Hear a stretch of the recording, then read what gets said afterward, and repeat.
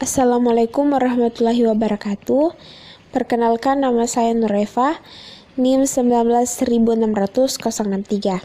Saya adalah salah satu pemateri dari kelompok 4. Adapun poin-poin yang akan kami bahas dalam video kali ini, yaitu yang pertama, latar belakang Ki Hajar Dewantara. Ki Hajar Dewantara lahir pada tanggal 2 Mei 1889 di Pakualaman. Nama lahirnya adalah Raden Mas Suwardi Swarjaningrat. Nama kecil beliau adalah Suwardi. Ki Hajar Dewantara lahir di dalam sebuah keluarga keraton Yogyakarta. Beliau adalah anak dari Gusti Pangeran Harya Swarjaningrat dan cucu dari Paku Alam III. Beliau mengganti namanya menjadi Ki Hajar Dewantara dan melepas gelar kebangsawanan yang dimilikinya pada tahun 1922. Dengan status keluarganya tersebut, Ki Hajar Dewantara mudah mendapat kesempatan untuk menempuh pendidikan di Sekolah Dasar Belanda, yaitu ILS.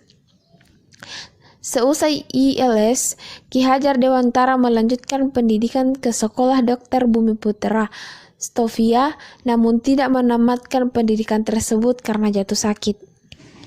Poin yang kedua yaitu masalah pendidikan pada masa Ki Hajar Dewantara.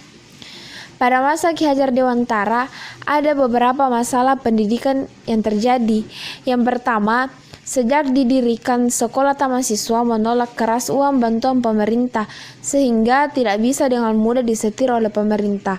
Sejak itu, artikel-artikelnya yang tersebar di berbagai media mulai menyoroti masalah pendidikan.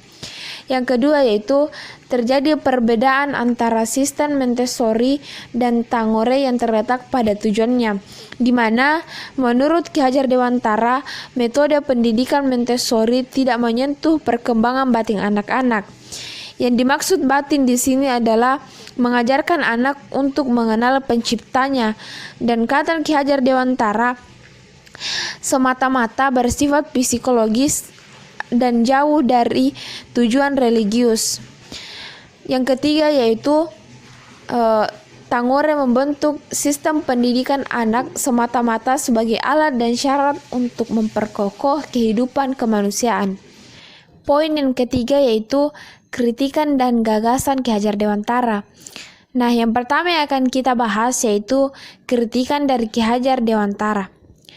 Ki Hajar Dewantara pernah melakukan kritikan terhadap pendidikan Indonesia melalui pernyataannya pada tahun 1956. Beliau mengatakan, "Kita lihat di zaman sekarang, masih terpakainya bentuk-bentuk rumah sekolah, daftar-daftar pelajaran yang tidak memberi cukup semangat mencari ilmu pengetahuan sendiri, karena tiap-tiap hari, tiap-tiap triwulan, tiap-tiap tahun, pelajaran kita terus-menerus terancam oleh sistem penilaian dan penghargaan yang intelektualis. Anak-anak dan pemuda-pemuda kita sukar dapat belajar dengan tentram karena dikejar-kejar dan oleh ujian-ujian yang sangat keras dalam tuntutannya.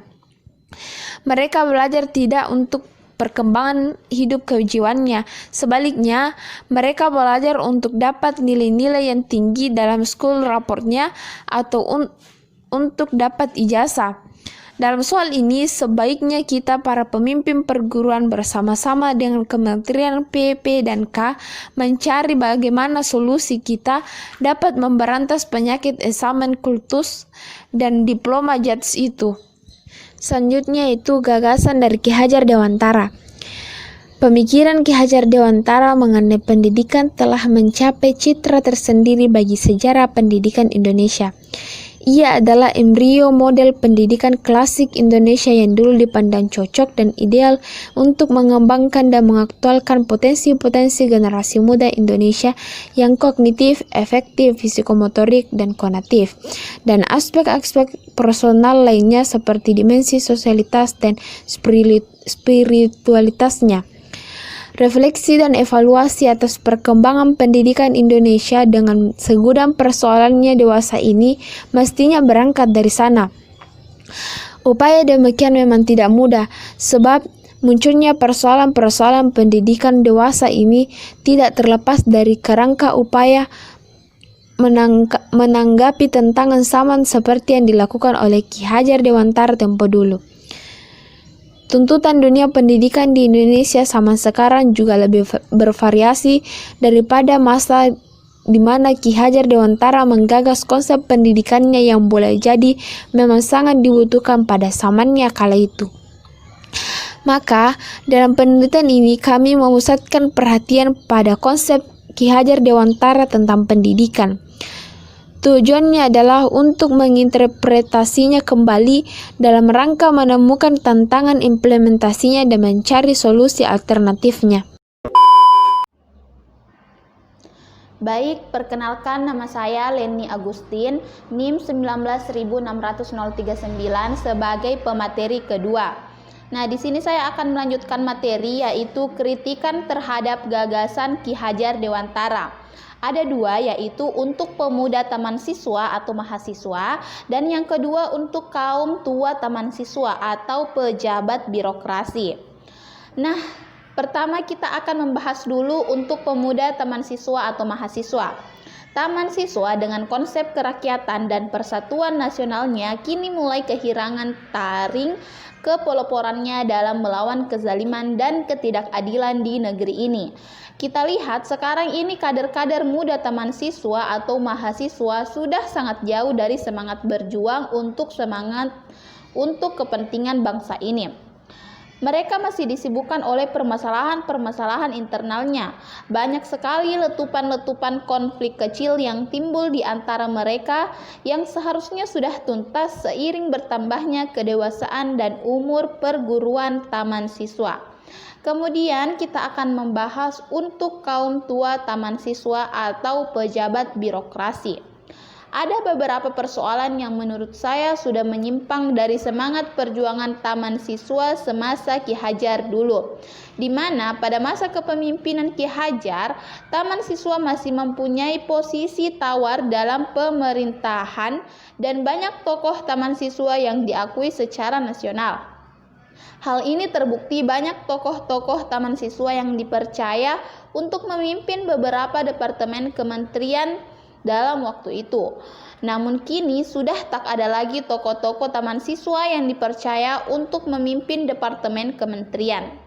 Hal ini mengindikasi bahwa taman siswa saat ini sudah tidak mampu mencetak kader-kader muda terbaiknya untuk bisa menjadi pemimpin muda yang progresif dan diakui secara nasional. Kemudian poin selanjutnya yaitu relevansi gagasan dengan masalah pendidikan saat ini. Hal teramat penting dari pemikiran Ki Hajar Dewantara adalah pada pengejawantahan pendidikan yang begitu humanis. Pendidikan harus memerdekakan, ujarnya. Maka pendidikan harus mengedepankan proses yang berupaya untuk mengkreasi anak-anak yang mampu berdiri sendiri, tidak bergantung pada orang lain, dan dapat mengatur dirinya sendiri. Selain itu, pengajaran yang selaras dengan penghidupan dan kehidupan bangsa. Ajaran dan ajuran Ki Hajar amat relevan dengan kondisi kekinian. Di saat kita dihadapkan dengan problem kebangsaan seperti kekerasan di dunia pendidikan, radikalisme, politik yang penuh kebencian, dan pengabaian pada pentingnya penguatan karakter. Sebab itu, kontekstualisasi ajaran Ki Hajar Dewantara di zaman kini menjadi amat sangat penting. Terima kasih. Sekian. Wassalamualaikum warahmatullahi wabarakatuh.